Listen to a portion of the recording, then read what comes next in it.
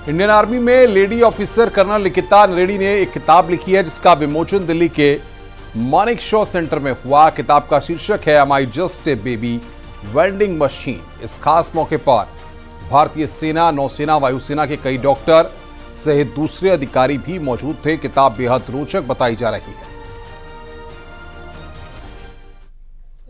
मैं ये किताब काफ़ी दिन से लिखना चाहती थी। मैं एक गायनेकोलॉजिस्ट हूँ और उसके बाद मैं एक आईवीएफ स्पेशलिस्ट हूँ, यानी कि संतानहीन दंपतियों को संतान प्राप्ति में मदद करती हूँ।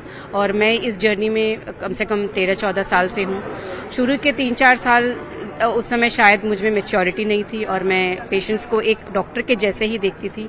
बट चौथे या 5वें साल में अपने पेशेंट्स के साथ इंटरेक्ट करते करते मुझे यह लगा कि यह एक सिर्फ मेडिकल इशू नहीं है, ये एक सामाजिक इशू है। क्योंकि हर दिन एक औरत आकर मुझे यही कहती थी कि उसको बहुत तिरस्कार सहना पड़ता है, पति भी तिरस्कार देते हैं, इन लॉज भी तिरस्कार देते हैं, और सबसे इम्पोर्टेंट वो अपने आप को एक इनकम्प्लीट महिला मानती थी। तो यह रोज की ही कहानी थी।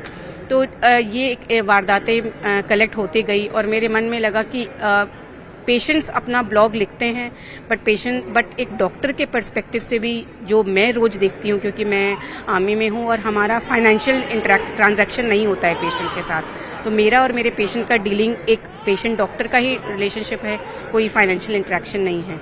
तो मुझे लगा कि अब यह जो उनकी जो दुखता है या जो ये सामाजिक इशू है, इसको मुझे वर्ल्ड के सामने लाना चाहिए और मैं इसलिए किताब लिखना चाहती थी। अब वक्त हो चुका है एक ब्रेक का। सिलसिला लगातार जारी है। आप देखते रहिए न्यूज़ 18।